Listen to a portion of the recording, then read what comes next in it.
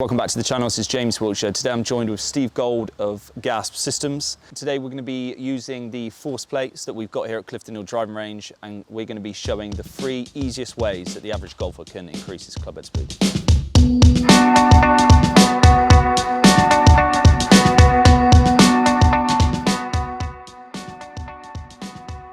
See, I always had the tendency to stand fairly narrow, and what that doesn't allow is for you to actually use the forces to actually rotate that well. So the easiest way to increase this is just to stand a bit wider. And sometimes this can feel a bit alien at the start for guys actually standing wider than shoulder width. But as you're going to see in a minute when we go back to the studio, just standing that bit wider allows you to use the ground, rotate better, and generate more force. So let's go back in there and see if it works.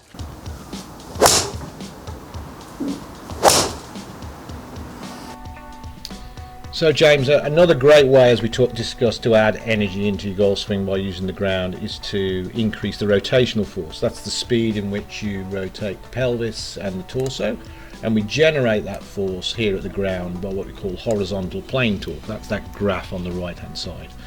So if we then generate that sort of rotational force at the ground, we're going to speed up the rotation of the pelvis, and we're going to speed up the rotation of the torso in particular. So if we look at the narrow stance here, okay, so your stance width here, if we look on the right hand side, was 38.72 centimeters. We generate a maximum of 7.71 horizontal plane torque. Now you can see here on the right hand one, we've widened the stance, and that's now 58.95 centimeters, which is what most people would feel are hitting the driver. And you notice straight away that you're generating more horizontal plane torque. It's up to 13 now. So on this swing, 97 miles an hour, and then we look at the previous swing, so 90 miles an hour. So we see just by simply widening the stance, we're adding 7 miles an hour to your golf swing. So next one we're going to talk about is vertical force. Now vertical force is loading the floor with as much power as possible. So we can relate that to jumping, for instance. When you jump, you have to load your force into the floor to then get the force going up and out, and that's very similar to the golf swing. What we're trying to do is basically load force and then explode up, which creates more torque in the golf swing. In a vertical jump, you load as much force into the floor as possible, then release out, so it looks something like this, as opposed to not pushing into the floor at all and just trying to jump from here. Obviously you generate a lot less power. So let's correlate that to the golf swing. In the golf swing, we're trying to load as much force into the floor as possible so we can then explode out and generate more power.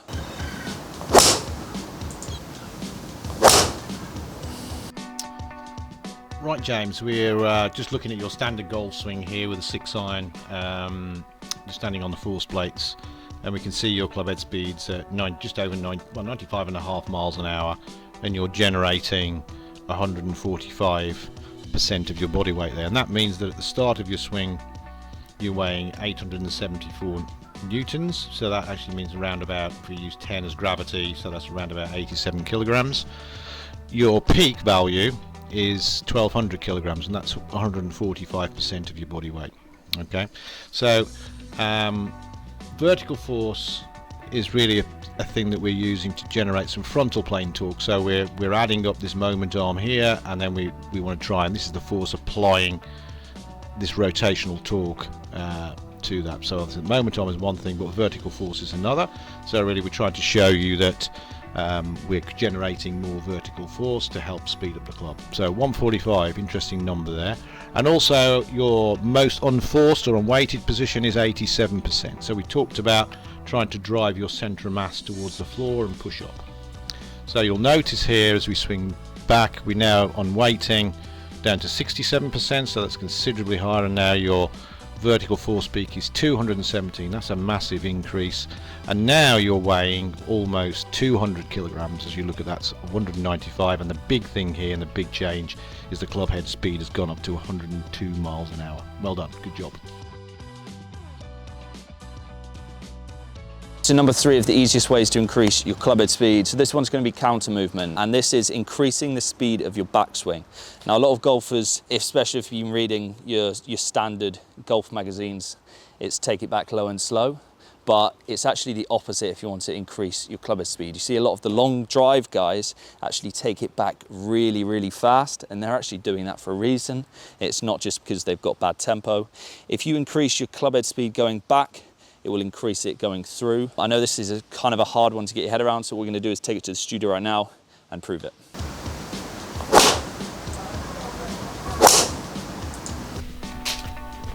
Right, James, probably the easiest way, as we've discussed, to increase your clubhead speed, if that's your goal with any golf club, is to increase the speed of your backswing. So many golfers really are so used to trying to swing back slowly, finding positions, but you need to keep some motion going. So really speeding up the backswing will increase what we call a counter movement in the backswing, and it will increase your frontal plane torque. So you can see here your frontal plane torque reached its max at 17.43.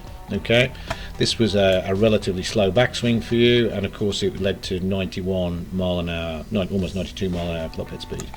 So in this one on the right, we can see that you've really increased that frontal plane torque coming down, so you can apply a force earlier to slow the club down, and that generates more frontal plane torque in the downswing and speeds up the arms, and a big increase out to 102 miles an hour.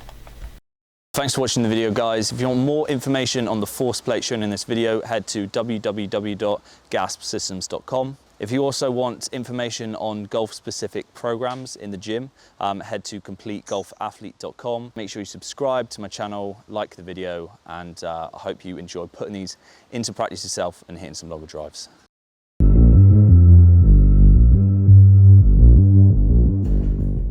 Right, James, we're going to look at vertical force in terms of a drill. So I know we were giving you that exercise of jumping. So I was trying to explain, if you don't squat and accelerate down towards the floor and jump, then you create way less vertical force impulse. Now, impulse is an interesting word. So let's just go back to perhaps the first jump that you made. So you'll see here in the video that you don't really squat, and then you create a jump, and there's not really much height on the jump. So visually we can see you're not going to jump very high. Okay. Whereas on the left hand one here, we get you to accelerate your centre of mass more towards the floor, almost like a ski jumper, and then of course you're pushing up and you can jump way higher. And of course everybody would be the same. Okay. But what we're interested in really is what we call the impulse. Okay. So that's this area underneath the curve. So on the good one, you can see there's a massive area here. Okay. So if we just run this video to the end of where you supply that impulse, vertical impulse, and we look here, even though you've got a slightly higher peak, the area underneath that curve is way less, and we can see that. So on the one with the smaller area, you create 321.78 Newton seconds impulse, and then on the other side you can see how high that is. That's 729.73, so it's way higher, and of course that's the thing that's pushing you in the air, is that greater impulse. It's not the peak, it's the overall force you apply over time. Just like starting a car, you've got to keep pushing it until it starts rolling, and this is just a vertical push.